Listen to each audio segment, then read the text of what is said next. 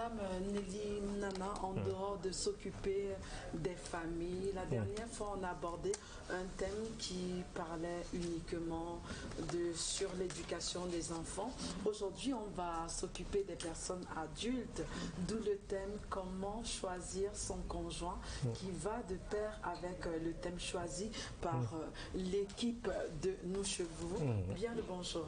Merci, bonjour à vous. Et merci d'être là encore ce matin. C'est un plaisir. D'accord. Alors, dites-nous pourquoi vous avez choisi ce thème, le choix du conjoint. On sait que c'est un problème. Hein. Il y a des mariages qui ne marchent pas aujourd'hui, sûrement à cause du choix. Alors, je dirais d'entrée de jeu que les personnes qui, une fois mariées. Et pourquoi c'est important de choisir son conjoint ou alors sa conjointe? Très bien, merci. Je dirais que les personnes qui sont mariées ou qui ont fini par divorcer, ou celles qui expérimentent de grandes difficultés, vous diront toutes que le jour où elle allait se marier, elle était sûre à 100% qu'elle épousait la personne avec laquelle elle allait être heureuse. Son prince charmant. Voilà, jusqu'au jour où vraiment c'est une sorte de catastrophe et qu'on aboutisse au divorce ou vraiment à des situations vraiment très compliquées. Donc, comme pour dire que le choix du conjoint influence en grande partie la qualité de la relation conjugale. Le choix du conjoint influence en grande partie la qualité. C'est-à-dire que le choix de mon conjoint va déterminer mon épanouissement dans le mariage. C'est pour ça que c'est important de se rassurer qu'on met en place un ensemble de choses pour se donner les moyens de faire le bon choix. Parce que ma vie conjugale... Comment savoir que c'est le bon choix? Alors, c'est une très bonne question. Parce que quand vous causez avec des personnes qui veulent se marier, elles ont l'impression que vous allez lui dire tu fais ça, ça, et puis tu tombes sur la bonne personne. Est-ce qu'il y a une formule magique pour choisir le bon conjoint? Non, non, ça n'existe pas. Une formule magique, ça ne peut pas exister pour choisir. Mais ce qu'il faut dire, c'est qu'il y a quand même un ensemble de choses à faire pour se mettre sur la bonne voie. Et quelles sont les différentes choses à faire? Je pense que la chose importante, essentielle à faire, c'est de travailler sur sa personne. C'est-à-dire qu'il faut, pendant qu'on est célibataire et qu'on aspire au mariage, pendant qu'on est célibataire et qu'on veut réussir dans sa vie conjugale, il faut travailler quelqu'un qui développe un bon caractère. Ceux qui ne sont pas mariés, je me permets de vous expliquer qu'en fait, l'un des problèmes majeurs du mariage, c'est le choc de nos personnalités. C'est-à-dire que nous venons tous des familles différentes, on a une personnalité différente, on a un caractère différent. Et quand ces différences se rencontrent, ça crée un choc de telle sorte que si on n'a pas été préparé à avoir un bon caractère, à savoir trouver le juste milieu, à savoir supporter, à savoir pardonner, à savoir accepter, à savoir passer sur certaines choses, alors là c'est son ego qui prend le dessus sur le cran et on a du mal à supporter. Et donc je pense qu'il faut travailler sur son caractère, sur sa personne, être le genre de personne qui sait pardonner, qui sait accepter, qui sait supporter, et c'est vraiment important pour la vie à deux. D'accord. Mais moi je pense que le choix du conjoint se dessine aussi rapidement, hein, parce que parfois tu es avec quelqu'un qui a l'air de ne que vivre pour toi, il est prêt pour toi. Je pense que c'est ça même, l'essence d'un couple. Hein. Par contre, tu as des gens où tu es avec la personne, mais tu sens qu'il fait des choses, mais avec des limites, mais des personnes qui le font entièrement. Oui, c'est pour ça que j'ai dit de manière générale. C'est-à-dire que je voulais parler d'un feeling, ce sont des choses qu'on peut ressentir, mais je voudrais quand même dire que cette question, c'est sensible, parce que nous parlons aux jeunes qui veulent se marier, et les jeunes ont beaucoup d'émotions qui montent, qui descendent. C'est-à-dire qu'aujourd'hui, je peux sentir quelque chose pour cette personne, et demain, je ne sens plus. Donc, dans le mariage, ce n'est pas une affaire de sentiment, de senteur. Et chaque fois, ils disent celle-ci, c'est l'amour de ma vie. C'est l'amour de ma vie. Donc, en fait, c'est pour dire qu'il faut, au-delà du sentiment ou de cette senteur, il faut des convictions fortes et certaines. Il faut des choses sûres qui nous rassurent que nous sommes en train d'aller sur le bon chemin. D'accord, surtout le discernement. Et là, on aimerait savoir qu'est-ce qui peut être à l'origine d'un mauvais choix. Si par exemple, moi, je choisis le mauvais conjoint, ça sera pire qu'une prison. On tient à rappeler à monsieur le mari de Dorette que c'est juste un exemple. Elle n'a pas dit que vous êtes un mauvais choix. Juste un exemple. Je dirais que la preuve. Tu es là, Pierre. Je suis bien. Je suis très content de Dorette. Dorette, c'est une personne que j'aime voir. Elle va parler. Tu vois, elle dit qu'elle était. Ouais, même nous-mêmes, quand on nous tapait à la maison, on ne pouvait pas venir dire à l'enseignant qu'on doit taper. Alors, pour revenir à la question, ce que je dis, c'est que, alors, ce qui peut être à l'origine d'un mauvais choix, je vais mettre ça dans un paquet que je vais appeler la pression. D'accord. Il y a plusieurs sortes de pression. Il y a la pression émotionnelle. C'est-à-dire que vous avez des personnes qui, célibataires, ne se sentent pas bien et veulent se marier pour avoir quelqu'un qui va les aimer. C'est-à-dire que si je veux trouver un gars qui va m'aimer, qui va me remplir d'amour, je veux trouver une fille qui va me combler. C'est une pression émotionnelle. Vous avez même une pression financière. Vous avez des jeunes filles qui n'ont pas une vie, on va dire, socialement, matériellement bonne. Et qui disent, bon, il faut que je me marie parce que je vais tomber sur un gars qui peut prendre soin de moi. Vous avez maintenant une pression familiale, la famille. Oui, la famille veut que vraiment, la famille veut que tu te maries. On a beaucoup investi pour toi. Il est temps que tu aies un homme qui va prendre soin de tes petits frères. Et puis, il y a aussi la famille qui veut déjà les enfants et les petits-enfants. Vraiment, tout ça, c'est une pression. Et cette pression finit par vous... par fonder ce qu'on appelle les mauvaises motivations. Vous savez que les mauvaises motivations, quand vous êtes mal motivé pour faire quelque chose qui doit être bien fait, la mauvaise motivation va finir par vous amener à stresser. Oui. Et de manière générale, les décisions que nous prenons à 90% dans le stress sont mauvaises. Parce que dans le stress, on n'est plus objectif. Mais on dit qu'il y a un bon stress. On n'arrive plus à bien voir. Madame Nelly Nana, on dit qu'il y a le bon stress. Dans ce cas, c'est souvent un mauvais stress. Parce que vous voyez, les motivations étant mauvaises. C'est-à-dire que je ne me marie pas parce que je pense que ce gars, c'est un bon gars. Je pense que lui et moi, on va faire de bonnes choses. Mais je me marie parce que vraiment, il y a un truc que j'attends de lui. Je veux qu'il me donne de l'amour. Je veux qu'il me donne de l'argent. C'est vice-versa, la feuille de l'homme. Je veux qu'elle me donne de l'amour. Je veux qu'il me donne de l'amour. J'ai besoin de son argent. J'ai besoin que ma famille soit enfin contente de moi. Donc, en fait, vous êtes plus concentré sur ce que vous attendez de la personne. Et non ce que vous allez offrir. Ce que vous allez offrir. Et non votre ressenti. Voilà. Et finalement, vous finissez par être... on apprend, hein, Doradito. Il faut plus donner que... Il faut se préparer à donner. Oui, c'est-à-dire, imaginez-vous une jeune fille qui veut se marier. Et qui se dit vraiment, j'ai compris que être une bonne femme, c'est ça, et je me prépare à être une bonne femme. Alors de l'autre côté, le même garçon qui dit, pour être un bon mari, je dois faire ça pour mon épouse. Imaginez deux personnes comme ça qui ne se connaissent pas et qui de manière, chacune de son côté, se préparent. Quand elles se rencontrent, ça c'est un mariage de choc. Mon Dieu. Ce qui sort de là, c'est l'épanouissement au carré. Non, c'est bonheur plus à l'infini. Plus. C'est-à-dire qu'il n'y a pas, dans cette préparation, il n'y a pas d'intérêt qu'on calcule. Vraiment, vous voyez que ces personnes, elles ont à donner. Chacune d'elles veut le bien de l'autre et c'est intéressant. Mais maman, il quand bonheur est déjà une bonne femme. Pardon. Oui, pardon. Voilà. Et j'aimerais savoir qu'est-ce qui peut faciliter le bon choix. Alors, comme je l'ai dit tantôt, ce qui peut faciliter le bon choix, je pense qu'il y a une chose essentielle, c'est l'honnêteté. L'honnêteté. Vraiment, quand vous êtes honnête, dans votre honnêteté, vous pouvez dire, je ne suis pas une bonne épouse. Et si vous êtes sérieuse, que vous voulez faire un bon mariage, vous pouvez commencer par vous préparer à être une bonne épouse. C'est en ça que l'honnêteté est importante. L'honnêteté vous permet de vous remettre en cause et de vous permettre... D'honnêteté, c'est dire quoi? Être vrai. Être vrai. Reconnaissez Reconnaissez que même si à mon âge, là, je pense que je dois me marier, je ne suis pas prête. Parce que je ne me prépare pas. Et maintenant, si vous voulez vous préparer, vous marier et réussir, vous pouvez, parce que vous êtes honnête, vous allez commencer à faire des choses qu'une personne qui veut réussir dans le mariage va faire. Je pense que c'est vrai, parce qu'on a reçu sur ce plateau une dame qui nous a dit qu'elle n'est pas assez soumise pour un mariage. Elle a dit honnêtement, correctement. Et vous voyez ce genre de femme, quand elle voudra se marier, parce qu'elle a compris qu'une femme doit être soumise, elle va commencer à se préparer à être soumise. Et elle va être soumise. Je suis pas assez soumise pour le mariage. C'est même la règle sur tout ce que nous vivons au quotidien.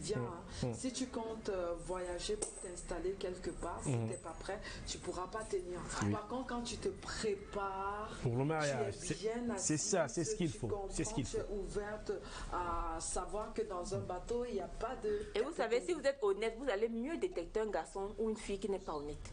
Oui, c'est-à-dire que si quelqu'un vient, veut jouer avec vous et ne veut pas se marier, si vous êtes honnête, vous saurez que ça c'est un joueur ou cette fille n'est pas sérieuse. L'honnêteté est indispensable pour quelqu'un qui veut commencer à réfléchir sur le choix de son conjoint. D'accord. Et si cette fois-ci on se rend compte, étant marié déjà, qu'on a fait le mauvais chois, comment est-ce qu'on peut... On rappelle à M. Ngwa pour que vous pouvez rebondir, hein, si quelque chose vous intéresse, vous pouvez rebondir.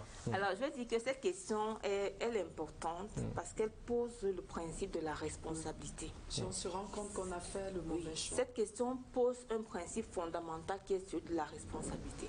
Alors, quand on se rend compte qu'on a fait le mauvais choix, il faut qu'on reconnaisse qu'on a fait le mauvais choix. Il faut qu'on reconnaisse que nous sommes responsables d'avoir fait un mauvais choix. Parce qu'à ce moment, ce n'est pas le moment de dire si ma mère n'avait pas, si mon oncle n'avait pas. Il faut dire, les gens m'ont donné des conseils. Sur la base de ces conseils, j'ai décidé de les écouter et j'ai choisi. Donc en fait, la responsabilité finale m'incombe. Donc la première chose, c'est qu'il faut reconnaître que c'est de notre responsabilité ce mauvais choix et il faut choisir d'assumer. Mais non pas assumer de plusieurs manières. On peut se dire, oui, j'ai fait un mauvais choix. Mais vous savez, c'est-à-dire qu'on peut recommencer. On peut avec la même personne. Avec la même personne. Vous voyez, on peut. Le mariage, c'est quelque chose de formidable. Il faut aider les gens à trouver la clé. J'ai fait le mauvais choix. Et il faut aider les gens à comprendre qu'il n'y a pas un mari parfait.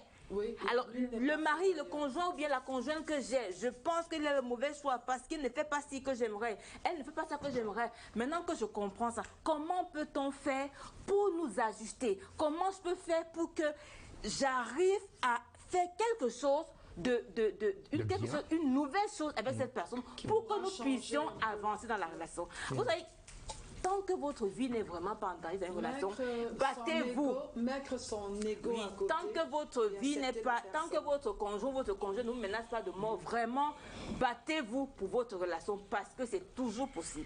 Commandant Pinto l'Ivoirien, Dorette, dites s'il te plaît. C'est toujours possible. Commandant, vraiment, maintenant Dorette, elle parlait très bien. Moi, vraiment, ça m'a... Je vais me repentir.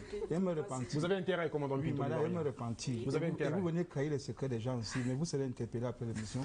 C'est pour vous dire, madame, est-ce que vous savez que... Vous menacez une conseillère matrimoniale? Est-ce que vous savez que... Il y a parfois le mariage est bien. Même mon voisin, ils ont des véhicules là-bas chez eux. Mais ce qui a gâté les mariages, ils ont fait 24 enfants parce qu'il y avait beaucoup d'argent. Bon, maintenant, ce qui a gâté ça, c'est que le type là, son bulletin de paye, sa femme dit qu'il veut voir ton bulletin de paye. Il dit que tu es qui pour connaître mon bulletin de paye? Il voit seulement l'argent que tu donnes, content de ce que tu donnes tous les jours. Elle veut voir seulement son bulletin de paye, le type là refuse. C'est là, c'est gâté. Moi, j'ai interviewé l'autre jour, j'ai dit que c'est vrai. Que vous avez fait quoi? J'ai dit qu'elle veut faire quoi son bulletin de paye? C'est son patron. Ta femme peut voir ton bulletin de paye. Mais c'est de son droit. C'est pour mieux gérer les finances. Ce qu'il faut dire dans ça, c'est voilà, qu'en même temps, il ne faut pas trop se prendre la tête avec l'affaire de bulletin. C'est-à-dire que les couples ont des fonctionnements différents. Alors, habituellement, quand on suit les fiancés, on les aide à préparer leur gestion financière. C'est eux qui décident. Ils peuvent décider que mon argent m'appartient, ton argent t'appartient, ça gère la famille. Vraiment, on les accompagne à trouver la gestion financière qu'ils voudraient. Si vous êtes conseiller matrimonial, généralement, qu'est-ce qui marche? Quelle est la bonne formule pour les couples? Il n'y a pas un modèle standard. Ce qu'il faut dire, c'est qu'il faut que les couples décident ensemble. Parce que le mariage, c'est la vie à deux. Dès lors qu'un couple a décidé ensemble de la formule à utiliser, c'est cette formule qui est bonne pour eux, pour elle, pour ce couple-là. Donc je pense que si votre mari insiste pour ne pas monter son bulletin de paye, n'insistez pas trop. S'il prend soin de vous, vraiment allez-y mollo. Il ne faut pas en même temps chercher des problèmes là où on peut les éviter. J'ai bien dit, Dorette, n'insistez plus à demander le bulletin de paye. N'insistez plus de... Donc il s'agissait de Dorette Dito. C'est pas non, n'insistez plus. Parce que tu m'as appelé l'autre jour que viens un peu. Non, je ne veux plus ça, Dorette. Voilà ce qu'elle a dit. Le souci, c'est qu'il me donne tout. C'est ça que j'ai dit. Mais tu voulais faire quoi le bulletin de paye, Dorette? Tu voulais faire quoi le bulletin de paye? Tu voulais faire quoi le bulletin de paye? Tu m'appelles à 22h20, tu viens dans un qui ne me concerne pas. Alors, Dorette, on poursuit pour terminer. Les gens de plus en plus, Nelly, sont intéressés, calculent. je veux me mettre avec tel parce qu'il est le fils d'eux, je veux me mettre en couple avec tel parce qu'il a beaucoup d'argent, il pourra m'offrir des villas, des voitures, je veux me mettre avec tel parce qu'il est beau, je veux me mettre avec tel parce qu'il est star. Est-ce que dans tout ce contexte-là, on peut réussir à faire le bon choix? Alors, ce qu'il faut dire, c'est qu'il faut que chaque personne qui veut se marier a besoin d'intégrer que faire le bon choix, c'est quelque chose de bien. Oui. Et donc, pour réussir à faire ce bon choix, il faut avoir des principes qui dirigent sa vie. Vous savez, les principes dans la vie de quelqu'un, c'est comme une carte qui vous oriente. C'est comme une boussole qui vous oriente. Vos principes vous disent, c'est comme ça que tu as décidé que ta vie doit marcher. Alors, quand une personne ne partage pas les mêmes principes avec vous, fût-elle bourgeoise ou pas, cette personne va naturellement s'écarter de votre ligne de mire. Parce que vous avez décidé de placer votre vie sur une orientation, et cette orientation se définit par les principes qui vont diriger votre vie. Qu'est-ce que je veux dans ma vie? Quelles sont les valeurs? Qu'est-ce qui est important pour moi? Alors, vous pensez que si pour une femme, par exemple, la présence de son mari auprès d'elle est quelque chose de non négociable pour son épanouissement, vous voyez très bien qu'elle ne va pas fantasmer sur un monsieur qui est très riche et qui n'est jamais là à la maison. Parce que pour elle, en fait, la présence, c'est un principe. Alors, si votre emploi de temps ne vous permettra pas d'être à ses côtés, naturellement, elle ne réfléchira pas sur votre candidature. Un peu comme on a lu sur la toile le richissime africain, Dangote, il est à son 4e mariage et on lui a demandé s'il allait se marier, s'il allait se remarier. Il s'est dit non, il avait trop de choses à faire et qu'il se mariait carrément avec ses entreprises parce que ces 4 femmes sont parties parce qu'il n'était jamais président. Donc il a reconnu que ça ne sert à rien. En fait, il a besoin d'avoir une femme qui a fait corps avec son entreprise et qui a intégré le fait que son entreprise fait partie de sa vie. Et c'est avec ce genre de femme qu'il pourra bien s'unir parce qu'ils auront une même vision, une même, une même direction qui sera ces entreprises. La même vision, la même direction. Et on aimerait également savoir, est-ce que tout le monde, bref, les proches, doivent être d'accord avec celui qu'on souhaite épouser? Bon, ce qu'il faut dire, c'est que si vous attendez que tout le monde soit d'accord sur la question, est-ce que le gars, ou est-ce que la fille que je vais épouser, c'est la bonne? Si vous attendez que tout le monde vous dise oui, vous risquez de vous marier. Après votre mort. Vraiment, vous risquez de perdre beaucoup d'occasions de mariage. Vous risquez de passer à côté même de la perle. Oui, de la perle. Parce que vous avez attendu le hockey de tout le monde. Alors, ce que je voudrais dire, c'est que c'est important tout de même. C'est important d'avoir la vie de ses proches. C'est important d'avoir la vie de ses parents. C'est important d'avoir la vie de ses amis. Mais une fois que vous avez pris la vie de vos amis sur votre futur conjoint, il vous revient la décision finale. Alors, et c'est à vous d'évaluer. C'est à vous d'évaluer si les avis des uns et des autres sont assez objectifs ou pertinents pour influencer votre choix. Ça, c'est votre responsabilité. D'accord. Alors, est-ce que les affinités ethniques peuvent faciliter le bon choix? Je veux dire, 2 personnes de la même tribu ou du même village peuvent garantir que c'est le bon choix. Parce que généralement, on l'a vu longtemps, mais au jour d'aujourd'hui, ça a diminué quand même. Avant, si tu étais de la région de l'Ouest, par exemple, tu ne pouvais pas épouser quelqu'un du centre, vice-versa, mais aujourd'hui, on sait que c'est plus respecté. Chacun épouse qui il souhaite épouser. Oui, ce qu'il faut dire, c'est que le mariage va au-delà des considérations ethniques, tribales et ce genre de choses. Le mariage va au-delà. C'est-à-dire que aussi bien 2 personnes de la région de l'Ouest peuvent se marier et vraiment ne pas s'entendre, mais alors du tout, aussi bien une personne de la région de l'Ouest et du Nord-Ouest se marierait que tout se passerait bien. Mais c'est vrai, je mets quand même c'est vrai que le fait d'avoir une même région, les gens des mêmes régions se connaissent un peu, ils connaissent un peu les cultures, on connaît un peu les habitudes.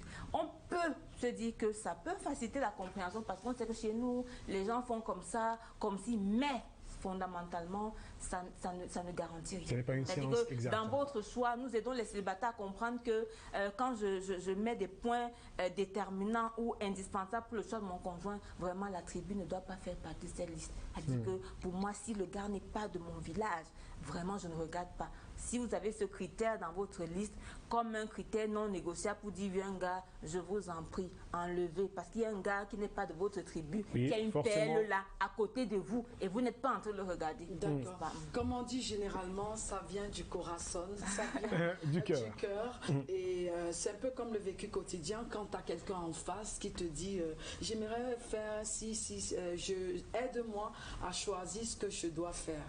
Non, si tu l'aides, ça ne va pas l'aider. Il faut que ça vienne de lui et que tu l'orientes. Voilà. Alors, j'aimerais encore savoir si tu as des outils avec lesquels tu travailles dans les différentes familles. Alors, je dirais que principalement, je fais dans le conseil. C'est-à-dire que les gens qui veulent un conseil, que ce soit dans l'éducation des enfants ou qui sont sur le point de se marier ou de discuter de couple, m'appellent. Je ne sais pas souvent trop comment ils ont mon téléphone, mais ils les ont parce que je travaille depuis un bon nombre d'années. Vous êtes donc, mariée? Oui, je suis mariée. Oui, le bon choix. Combien 3 enfants. Oui, d'accord. Je tenais à rappeler. Coucou à mon chéri. Non, regarde là. Tu lui fais un joli coucou. Je t'aime, chéri. Il s'appelle Marcia Nana. Et mes filles aussi, Gabrielle, Sarah Eunice, et puis le tout dernier qui a un an dimanche, Abdias Ezekiel. Elle aura un an dimanche. Nana. Je tenais à rappeler parce qu'on a reçu un message qui disait elle parle tellement bien. Est-ce qu'elle est mariée? Oui, je suis mariée. Et je veux dire que vous êtes mariée. Je célébrerai mes 10 ans de mariage en novembre. Donc, les gars. Je suis pas seulement mariée, je suis bien mariée, je suis une femme très ça c'est mais je voudrais entre votre époux et vous qui est compréhensif, chacun de nous fait des efforts. Vous savez, il y a le... C'est votre élève alors? Non, dans le mariage, alors merci Dora, dans le mariage, il n'y a pas d'enseignant. Non, je veux dans dire... le mariage, il n'y a pas d'élève. Non, je veux dire par rapport à cette technique. Est-ce que tu lui dis, écoute, il faut baisser? Non, mon mari et moi sommes conseillers. Mon mari et moi avons reçu la même formation. Donc, nous encadrons les couples, nous encadrons les célibataires. Mais je voudrais revenir, si vous permettez, sur les outils. Donc, je fais dans le conseil, les gens m'appellent, on se rencontre, un conseil sur l'éducation des enfants pour ceux qui veulent se marier ou bien pour des problèmes de couple. Certains célibataires veulent entrer dans un programme de suivi. On se marie dans 6 mois ou dans un an.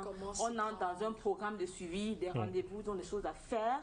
Et généralement aussi, j'ai des associations qui m'appellent, c'est-à-dire que vous avez des associations qui veulent une thématique, qui me disent est-ce que vous pouvez venir intervenir sur ce thème. Il y a également des églises, je fais beaucoup de conférences dans des églises, c'est-à-dire que des églises m'appellent pour faire des thèmes et puis vous vous rendez disponible. Pinto l'Ivoirien, elle est mariée, elle vous a dit, elle est mariée. Non, ça fait 10 ans maintenant. Noté, on va simplement demander à ceux qui nous regardent en ce moment que c'est possible pour eux de vous avoir. Elle a oublié maintenant, comment faire? Non, attends, avant de dire que tu conseilles les gens, parce qu'il y a des couples qui s'aiment bien, mais ils ne savent pas faire. Il y a un qui ne sait pas faire l'amour.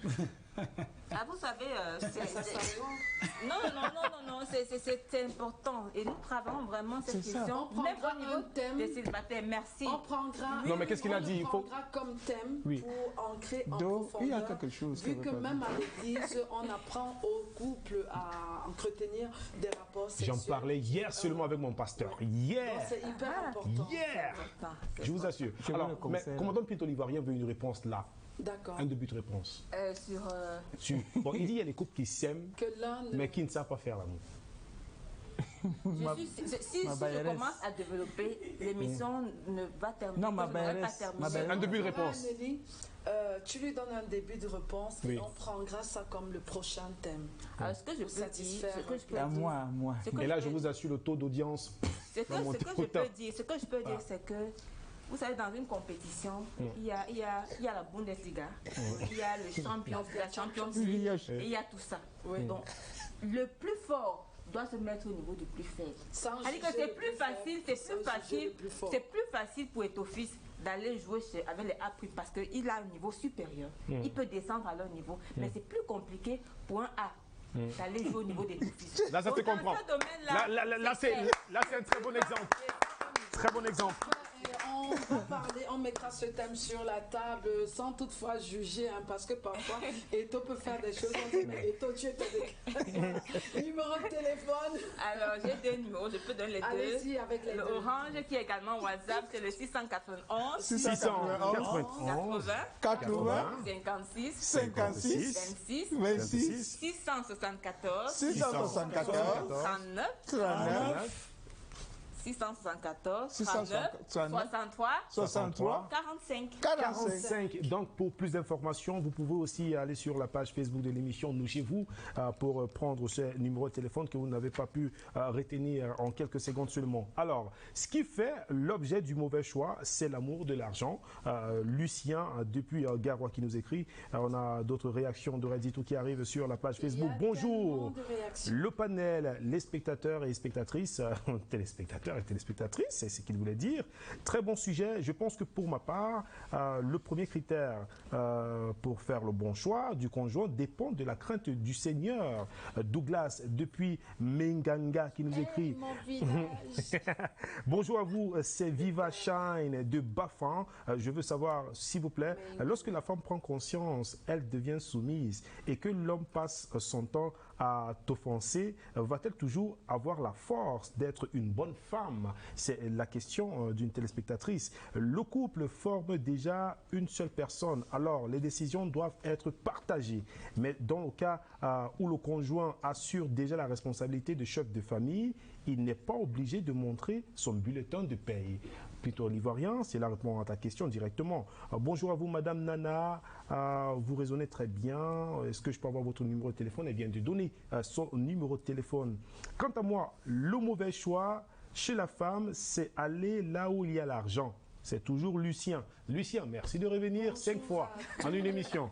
Bonjour à tout le panel, c'est Pémi Fadel depuis Boya. Pour moi, être épanoui dans un couple, il faut le dialogue, respect mutuel et enfin être véridique l'un envers l'autre. Alors, bonjour à vous, nous chez vous. Bonjour à toi, mon très cher. Pour faire le bon choix du conjoint, nous devons savoir qu'une relation, c'est le vivre ensemble, savoir se supporter et connaître qu'une relation ne peut pas aussi être comme on veut. C'est à toi justement de façonner ton partenaire. Alors bonjour, moi c'est Maxime. Bonjour Maxime. J'ai une partenaire. J'ai une question pertinente, autant pour moi. Est-ce que lorsqu'on aime, on se doit de donner son conjoint, on se doit de présenter son conjoint à n'importe qui? Je ne comprends pas très bien la question. Alors, très intéressante l'émission. Merci à vous. Il y a des questions. Continuez d'envoyer. Je pense qu'il y a des messages de l'autre côté d'Orette. Il y a plein de messages d'Éric. L'épanouissement dans un couple se fait en quelques mots par confiance, fidélité, respect, car même les petites attentions dans les couples données, c'est le pourquoi, comme dit un dicton. Quand on a une fleur, faut l'arroser chaque jour, de peur qu'elle fane. Giovanne, depuis Chapelle-Manguier, à qui nous disons bonjour ce jour. Alors, Julius Camden, qui va célébrer, je pense, 18 ans de mariage dans quelques jours seulement, qui nous regarde depuis Malabour. On dit bonjour à mon très cher, c'est un dur ami de l'émission Nous chez vous, et spécialement mon ami. Alors, restez connectés, l'émission se poursuit, le thème, comment rester épanoui dans son couple. Madame Nelly Nana a essayé de donner quelques éléments de réponse à cela, aussi quelques conseils à l'endroit des couples. Elle reviendra dans cette émission pour édifier davantage tous les couples qui nous regardent, sachant que l'intention ou alors l'objectif principal, c'est de vous rendre heureux tout en regardant cette émission. À tout de suite.